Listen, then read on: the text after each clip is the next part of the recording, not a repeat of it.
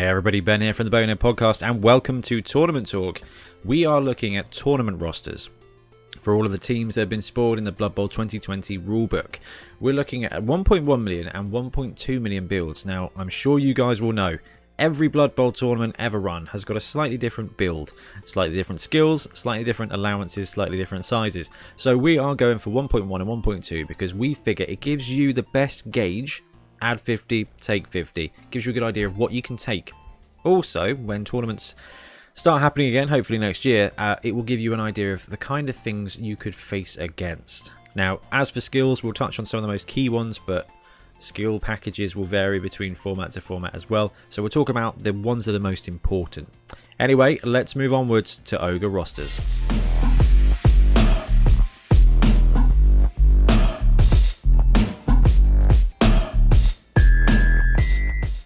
Now, first up, we've got Ogres at 1100. So those of you that have run an Ogre team in a tournament will know that old school, it was called disposable. In Blood Bowl 2020, low-cost linemen don't add to your TV, or at least their base cost doesn't.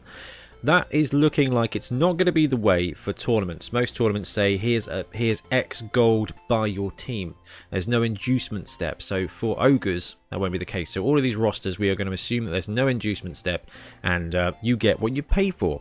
So this roster here, you've got 1 Ogre punter and 4 Ogre blockers. That's 5 Ogres at 1100. Backed up with 11 Nobblers and 3 rerolls. So there's a couple of things to talk through here before we even touch on the core skills. 5 Ogres is very tasty. 3 rerolls may actually be a little bit on the light end for Ogres. This is going to be dependent on your skills that you allow. Now, Ogres are tier 3, so you should get a good bunch of skills. Taking extra block. So, taking block on your strength 5, guys. Strength 5 mighty blow. There's no loner. You should be able to manage that. However, the Ogre Punter gets passing on a general skill, so it might not be a bad idea to buy 5 Ogres and use a leader skill to get the 4th reroll. It's just going to make your team way more consistent. So we're going to assume that you are going to consider taking leader on the Ogre Punter or a standard Ogre or a Nobbler with a double, and that you're going to have that extra reroll in there.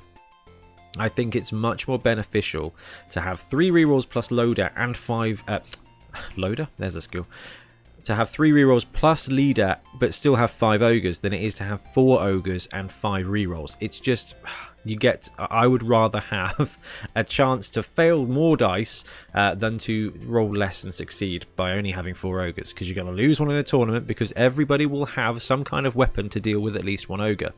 Then you're left with 3 ogres and a billion tiny Nobblers. The second thing to mention about Ogre rosters is they do have the Riotous Rookie Inducement, which was awesome in 2016 because you get 2d3 plus 1 linemen. 2d3 plus 1 linemen that are Nobblers at 15k maxes out at 105 and the inducement costs 100k. So it's great if you've maxed out your roster. If you've got 16 players and you've got 100k left over, get it. You're going to have a billion Nobblers. That's awesome. But there's no way to kind of sneak in more Nobblers for your cost, because you are going to end up with on average 5 Nobblers, which is only 75k. So this roster here, the 1100 Ogres, we've got an Ogre Punter, 4 Ogre Blockers, and we've maxed out the roster with 11 Nobblers. Rather than risk, rather than save 100k. Having 16 players will be great. 16 players for an Ogre team is really important because the Nobblers just fade away, especially if you're going to be throwing them and kicking them as well. They are likely to die. So even having those 11 Nobblers, you may run out towards the end of matches, and that's when Ogres start to lose. However, you've got 5 big guys that you're going to be able to give them block. If you can't give them block, you can take Brawler. They are great with break tackle. I think we talked about this when we did the human roster. These guys are agility 4. Strength 5 with break tackle means they get +2 to dodges, which means an Ogre with break tackle is dodging away on a 2+. That is the best big guy for maneuverability. So that is awesome. So break tackle is a solid skill. It all depends on the skill set with Ogres, but quite frankly, giving block on any of them is not bad. Giving guard will help the rest of them. probably not the most important thing because your other guys are strength 5, but it can help your Noblars out in a pinch. Brawler for a regular, if you run out of doubles, I like Brawler. It's done well for my Black Orc team so far. And you've always got the opportunity of break tackle on the guy. You can take strong arm if you want to go for a heavy throwing offense as well. I don't recommend kicking your Noblars except at cages. It's a little bit less efficient, I've found. On the Noblars, okay, Dirty Player is a double and break tackle is a double. Sneaky Git is a regular, and it's just going to keep them on the pitch a little bit extra for fouling. These guys do not get half-price bribes, but quite frankly, if a Noblar gets sent out, it just means your opponent's going to score one less casualty for their tournament points, so it's not the end of the world. Dirty Player will give him a little bit of a boost to that with +1 to the stomp roll, and break tackle means the Noblars, actually it makes no difference at all because they're dodging around on a 2+ anyway. Sorry, that's my immediate, stunty, break tackle, it's great. Don't even bother. Dirty Player, Sneaky Git, sidestep, jump up. If you want to give him skills, I think break tackle is actually supposed to say dauntless because it's always good fun with a Noblar to give him wrestle or dauntless and to just have him give it a go. Not a solid strategy. Do not do that, but it is really good fun. And then at 1200, they just get everything. So at 1200, you pick up your 6th Ogre. Your 6th Ogre. You've still got the whole reroll thing with the punter. Really ought to be taking leader, but you can have doubles, so you should be able to put leader on any other guy if you want to get that 4th reroll. You should have skills to make all of your Ogres mighty blow, block, maybe brawler. I don't know. You're going to be able to equip this, and this team is going to damage, and you've still got a very decent bench.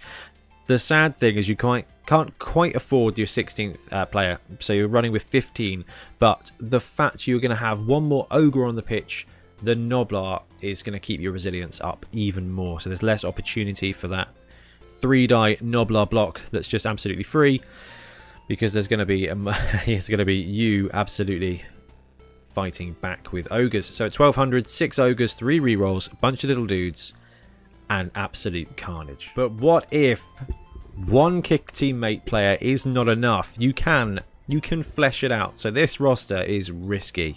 There is a very easy tweak to make it less risky, but it is still good fun. So the Grack roster for Ogres, actually don't think it's needed. I think Grack is subpar on an Ogre roster because the Ogres themselves do it better, but for the sake of inclusivity, we've got it here. So Grack and Crumbleberry plus a punter plus 4 blockers and 7 Noblars.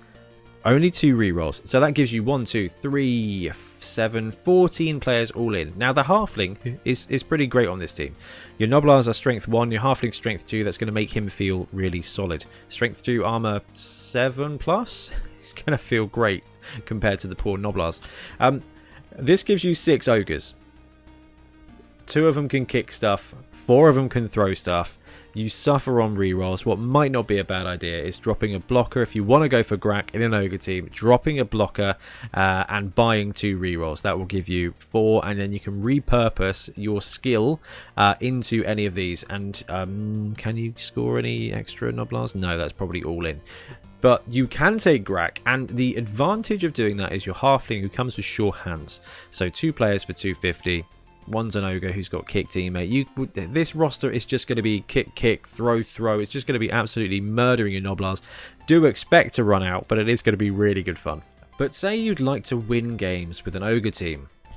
First of all, you should probably talk to someone about that. But secondly, here we go. So we've gone for the Griff build because Griff can be taken by Ogres now. Ogres have an insane amount of star players that they can access. They get basically, they've got the Black Goblin, they've got White Dwarf, they've got the Zug group, so Zug, Carla, Grim Ironjaw as well. They can take Varag, they can take Griff, and they can take Deep Root. They can also take the Chainsaw Guy, Helmet Wolf, and Rumbelow Sheepskin for less cash, but I don't think they have quite as big an impact in the game as the Ogres do. So we've gone for a Griff build here, because it is the most expensive player with the exception of Morgan Thorg. Now, obviously you can fit Morgan as well, but it's going to cost you Noblars as well as Ogres. So it can be done, but I don't know if you're going to have as much fun doing it because you'll have less Ogres on the pitch. So Griff Overworld, 1 Ogre Punter, 3 Ogre Blockers. So only 4 Ogres. 4 Ogres and Griff at 1200. 9 Noblars, 3 rerolls. Again, probably want to boost that up using a leader skill on the Punter. Just imagine that. 4 rerolls, 4 Ogres, Griff, and a bunch of Noblars. Now, this roster, it has got it all. You've got 4 bruisers there with Mighty Blow. You've got a bunch of little guys that can dodge around, and they can also be kicked and thrown at cages.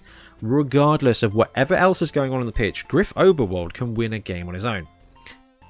The really interesting thing here is that Ian Triplow, one of our local players, at our last tournament, Mega Bowl, actually ran a very similar roster. He ran a 50-50 mixed roster of Snotlings and humans, and found that Griff being supported by Snotlings can actually do a great bit of work, because the Snotlings just dodge wherever they want. They give assists. It just helped Griff keep alive and dodge through places, which I thought was absolutely fantastic. So Griff being supported by tiny things, whether they're Noblars or Snotlings, is really cool. And what this list really exemplifies is the fact that you can fit Ogerwald. That's what we should have called the roster. You can fit, yeah, the Griff Ogerwald roster. You can fit him in with 4 ogres, which means you can check in any star player you want with some fandangling and still have a great roster. You could even drop some stuff and take a dual star. That's the beauty of this roster here. You could take Griff and Carla. It would cost you a lot. It would cost you some ogres, but it could be done, and it could be fun. Anyway, you've got Griff. So the thing is with ogres, they don't get Hack Phlegm. Hack Phlegm would have been massive. So Griff is probably the best scoring option. Carla as well is not bad when it comes to ball handling. They may not need it. Okay, the Noblars are decent enough at ball handling, and at a larger cost tournament build, you're getting, as we've seen, 5, 6 ogres, or at least 5, 6 strength 5 players. You can squeeze Zug in there as well for extra skills. Ogres are going to be having a 6 or 7 man massive front, and backed up by a bunch of little guys that you cannot stop dodging through you. They're not going to be brilliant, but I do think they got good. They got good. They got gooder. They got better in this edition, and I think ogres are going to be an awful lot of fun. You've got a lot of flexibility, and because they are kind of where they are with Badlands Brawlers and Old World League, they are going to get access to more star players as the format unveils. So when star players come out, if they've got Old World Classic, if they've got Badlands Brawlers, that means you can take them on the Ogre roster. There's one roster we haven't talked about, which is the White Dwarf and Black Gobbo together, but it is 400k, so it'd be this roster with one less Ogre for a Bombardier Stab dude, and the White Dwarf who can give people like Mighty Blow and things. It doesn't work except just to really upset people, because from a thematic point of view, that would never happen. Or would it? Anyway, guys, let me know in the comments below what you think of these rosters, how much fun you think Ogre's going to be at tournaments, and I'm intrigued. I'm really intrigued. Anyway, I'm going to wrap it up here, guys, and I will see you again soon with more tournament rosters. Thanks for watching.